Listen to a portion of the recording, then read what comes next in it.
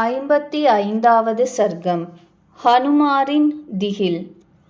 ஹனுமார் என்ற வானரர் லங்கை நகரை பற்றி எரிந்து பஸ்மமாக்கப்பட்டதாயும் அஞ்சி ஓட்டம் பிடித்த அரக்க கணங்களை உடையதாயும் பிரத்யக்ஷமாய் பார்த்து காரிய விஷயத்தில் பின்கண்டபடி கவலை கொண்டார். லங்கையை கொளுத்திய என்னால் இந்த காரியம் எதனால் செய்யப்பட்டது என்று அவருக்கு மனதில் பெரிய பயம் உண்டாயிற்று. தன்னிடத்தில் தப்பெனவும் எண்ணப்பட்டது. எவர்கள் சீறி வரும் சினத்தை அறிவை கொண்டும் பற்றி எரியும் தீயை நீரை கொண்டு எப்படியோ அப்படியே தகைந்து அடக்கிக் கொள்கிறார்களோ அவர்களேதான் தன்யர்கள், புருஷ சிரேஷ்டர்கள், மகாத்மாக்கள். கோபத்திற்கு ஆளாகிய எவன்தான் பாவத் தொழிலை செய்யாதிருப்பான்? கோபம் கொண்டவன் பெரியோர்களையும் கூட கொலை புரிவான். கோபத்திற்கு ஆளான புருஷன் கடுமையான மொழியால் சாதுக்களை எடுத்தெறிந்து பேசுவான்.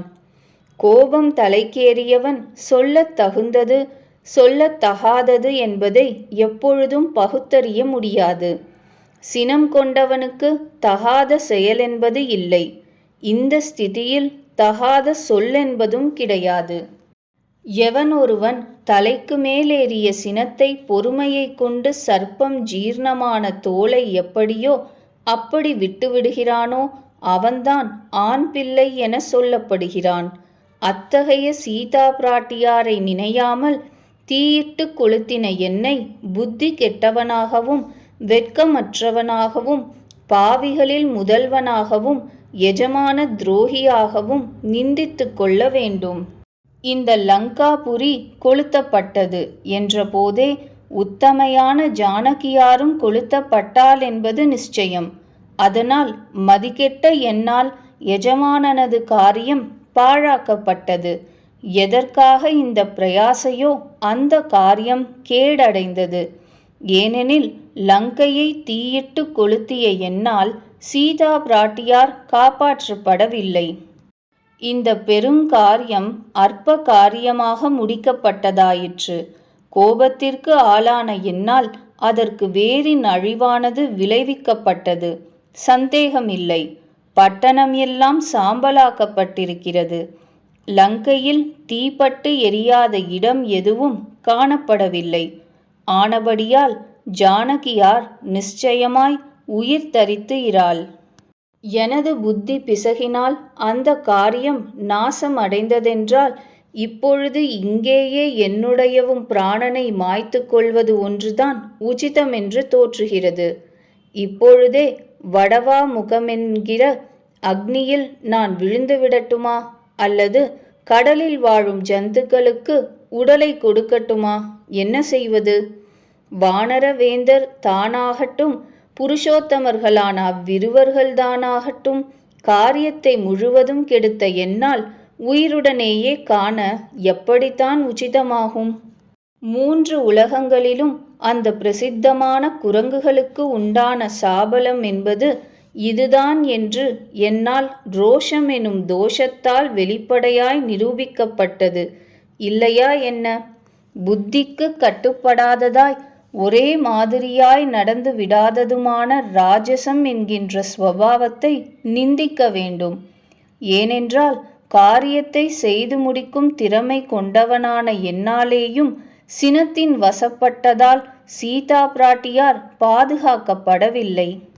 சீதா பிராட்டியார் மாண்டாளென்றால் அந்த இருவர்களும் மாண்டு விடுவார்கள்.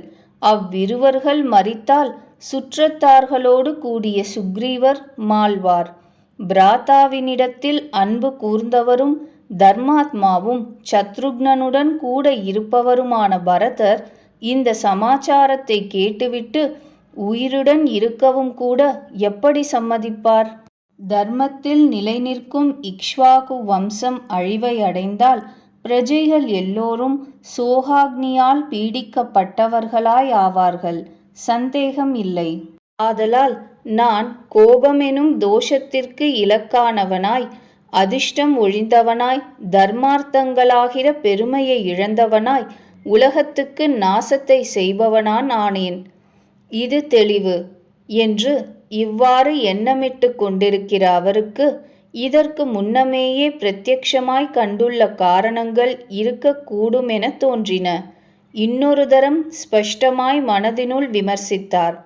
மற்றபடி சர்வாங்க சுந்தரியான அவள் மங்களங்களைச் செய்பவளாய் தனது அமானுஷ்ய சக்தியால் காப்பாற்றப்பட்டவளாய் நசித்திருக்க மாட்டாள். நெருப்பு நெருப்பில் பிரவர்த்திக்க முடியாது. தர்மாத்மாவாய் அளவிறந்த தேஜோவானான அவருக்கே மனைவியானவளும் தன் சரித்தையாலேயே கற்புண்டவளுமான அவளை அக்னி தீண்ட முடியாது. ஆகையால்தான் தகிப்பதே செயலாக உள்ள இந்த அக்னி ஸ்ரீராமரின் பிரபாவத்தாலும் வைதேகியின் சுசீலத்தாலும் என்னை இப்பொழுது எரிக்காதிருந்தது.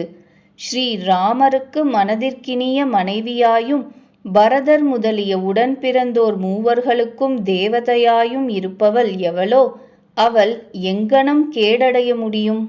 அல்லாதபோது எக்காலத்திலும் எவ்விடத்திலும் வீண்படாத சாமர்த்தியம் படைத்தவரும் தகிப்பதே செயலாக உள்ளவருமான இவர் எனது வாளை எரிக்கவில்லை. சுசீலையை துன்புறுத்துவது எப்படி?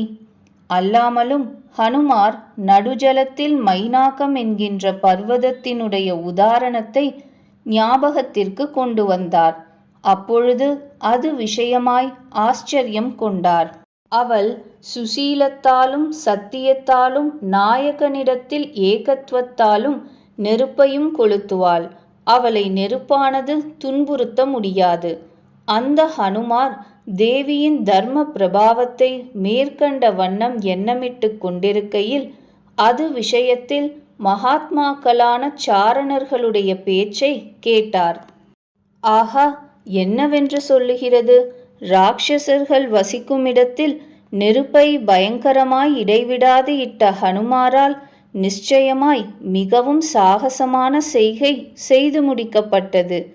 அட்டாளைகள், மதில்கள், தோரண வாயில்கள் உள்பட இந்த லங்கை நகரம் மலைகுகையில் கூவி அழுவது போல ஓடிப்போன ராட்சசிகளும் பாலர்களும் விருத்தர்களும் அலறி ஜனங்களின் அல்லோல சப்தம் ஓங்கி சப்திப்பதாய் தகிக்கப்பட்டிருக்கிறது. ஆனாலும் ஜானகியார் மாத்திரம் வருத்தமடையாதிருக்கிறார். நமக்கு இது அபூர்வமான ஆச்சரியம் என்று கூறிக்கொண்டார்கள். அந்த ஹனுமார் சந்தேகமற மனதில் தோன்றிய காரணங்களை கொண்டும் நற்பயனை தரும் செய்கைகளை கொண்டும் ரிஷிகளின் வாக்கியங்களை கொண்டும் மனச்சந்துஷ்டி கொண்டவராய் ஆனார்.